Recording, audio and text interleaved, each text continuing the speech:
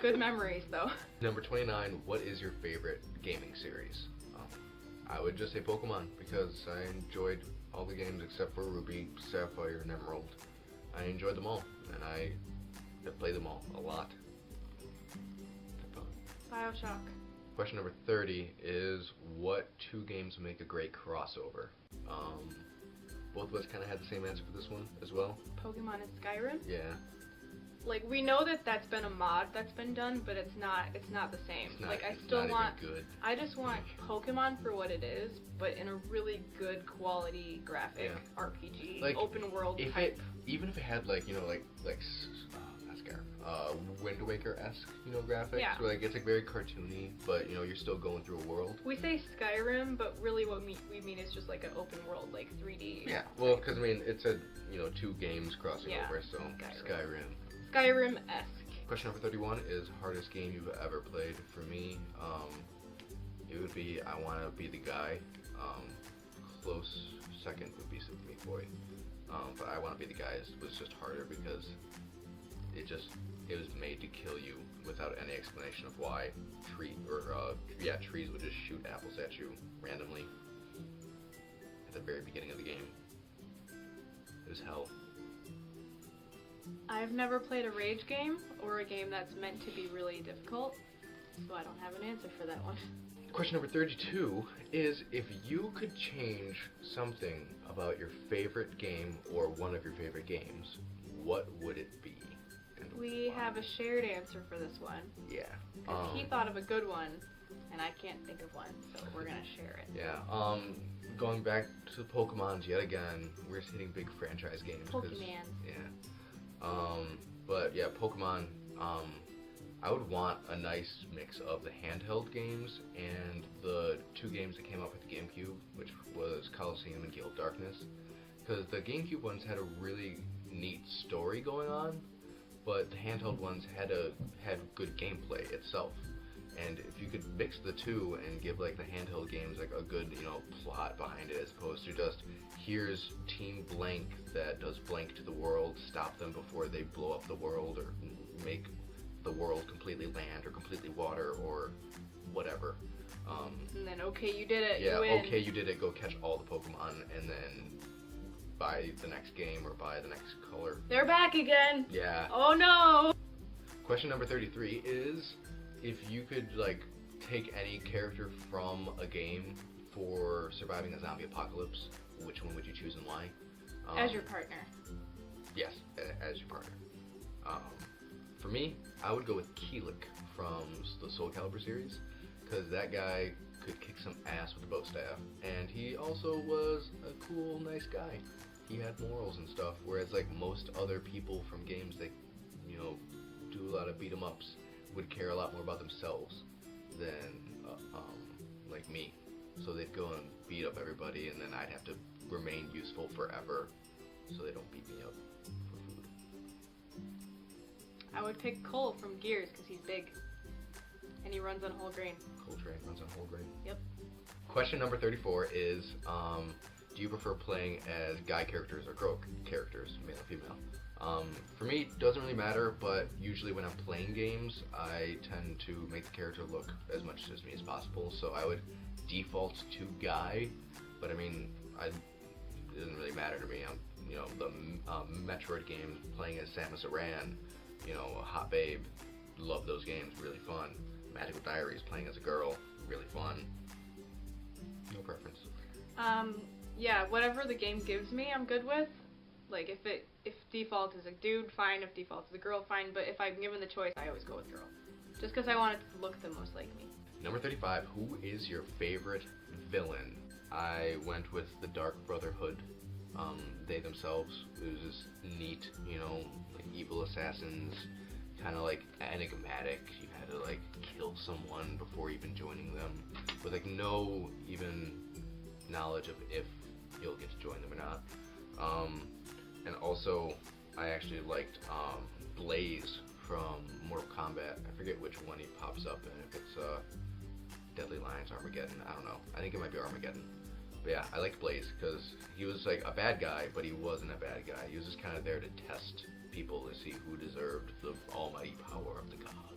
I chose Pyramid Head just because he's like a weird, very unique character for that game, and even though in the movie there was absolutely no reason for him to be there, still looked cool. So it's a cool villain, you know. I also liked Ganon, not Ganondorf, but Not Ganon. Ganondorf.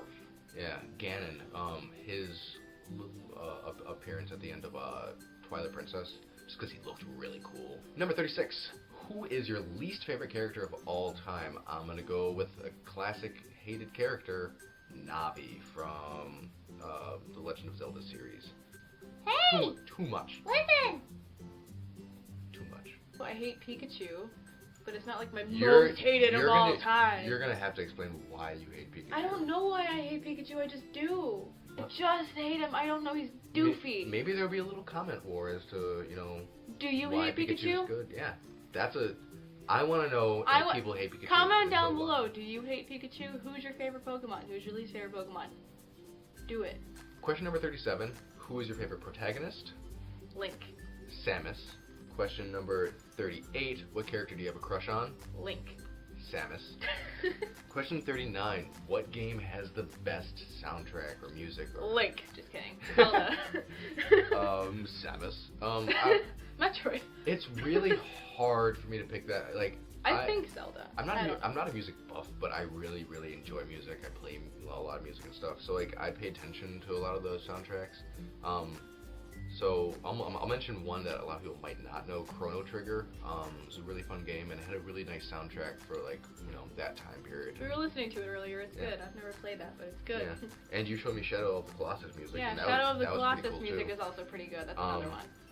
Number 40 is what is the scariest moment that you've had playing a game? It's kind of hard for both of us to answer because we're not very scared by Yeah, games, we don't per get se. scared easily. Yeah, I mean like jump scares hop on me once in a blue moon, but yeah. Most of my scares have been watching other people play scary games. Our friend Kyle does Let's Plays as well, and he does mostly horror games, and there are a couple of videos where I'm with him, and one of my scariest moments was when we were playing, I think it was Nightmare House 2. There was like a ghost that jumped out at us when we were looking for something under the stairs. If I can find the video, I'll put it somewhere by my face. For me, I would say playing the Dead Space 2 demo, because this is before I like even knew about Dead Space or Dead Space 2, and then I just kind of saw it on, I believe it was the Xbox online shop thing, Xbox 360, obviously. And I decided to check it out, and I played it, and I died horribly a lot of times, and it was super stressful and super scary. And after the fact, I played both the games, and they're both really scary and good, and I liked them. I liked 2 a lot more, actually. What is your favorite game couple? Jesse. And James. 42. What is the most heart-wrenching moment in a game? Aggro. Aggro in Shadow of the Colossus was very sad. It kind of resolves itself later. If you've played it, you know what I'm talking about, but it's very sad. This is a little bit of a spoiler alert. Mine was too, that's why I was very vague. Yeah, I can't be really vague with this one, unfortunately. So if you played Gears, or are going to play the Gears games, cover your ear holes, was Dom finding his wife and just the tear-jerking moments of him just going like, holy, what happened to my wife? And, oh god, it was so depressing. Also, the first 8 minutes of The Last of Us. Number 43 is, have you ever been to a gaming convention? For me, yes, one. It was DaishoCon. It was an anime and gaming convention. And it was the first con and only con I've gone to so far. Planning on going on more. She made me go to it. It was really fun. Yep, I made him go to it, and he actually really enjoyed it himself. So we're going to be going to more this year. This year I want to try to go to as many as I can. I've been going to gaming conventions like Comic-Con and Wizard World and everything for 10 years. But I just last year went to my first anime convention and then brought him to my second anime convention. So that was fun. Cons are a good time. They're so very long as fun. you plan where you're going to stay and also, have solid plans. Speaking of conventions, whenever we go to a convention, I'm going to be bringing this camera along and we're going to be vlogging the conventions. Question 44 is, what is your favorite party game? We both like Super Smash Brothers and Mario Party, but she also equally likes Mario Kart. Yeah. 45 is, do you ever use walkthroughs or cheats in games?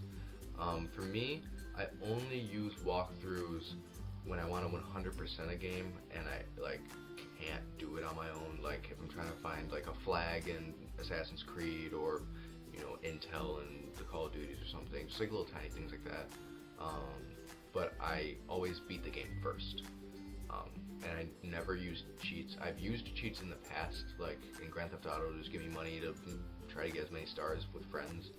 And when I was really young, in a game called Descent Maximum, because I couldn't beat it, and then I finally just realized there was cheats. And that was when I first learned cheats were a thing. It was exciting. But yeah, in like actual like quality gameplay, I never ever cheat. Yeah.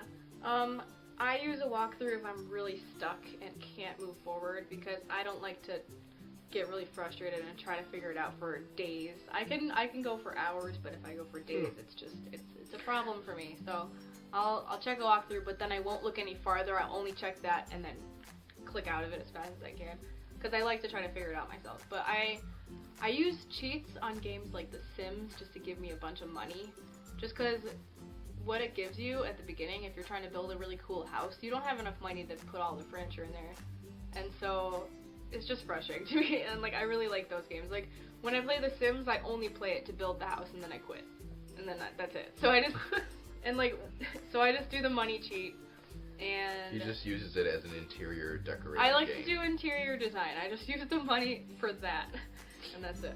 Yep. And that's all. That's the only cheat that I really do. Oh. I also made Spyro green once. Dear God, what have you done? No. What have you done? Question number 46 is, what is the last game you have completed? For me, it would be Brothers: A Tale of Two Sons. We Boom. played that game together. Yeah. He played the first half by himself, but then the second half of the game I was like, I want to play too. So we did both of our hands on the same controller thing. It was cute. It was cute. Next one is, what future games are you excited about that are coming out? The Majora's Mask, like HD remake, whatever is happening with that on the 3DS, and the new Legend of Zelda on the Wii U. That one for me, a lot.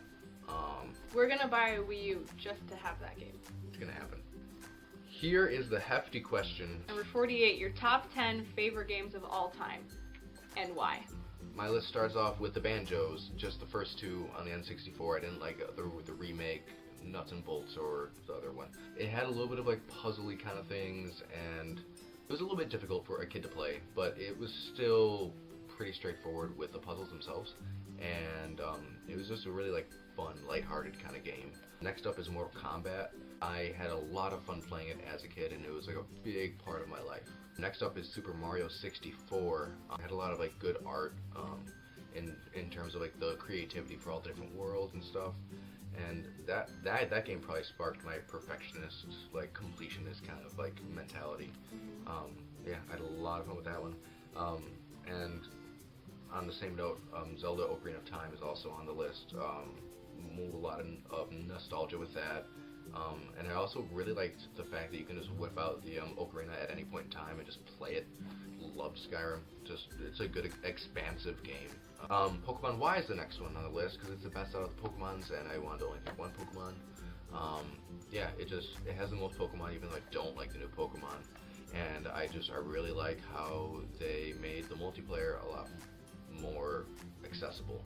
Alright, Metroid Prime and Metroid Prime 2 Echoes, both on the list. Both of those really good. I like those because of the whole catalog your enemy thing, and like you could just read up on the lore really easily.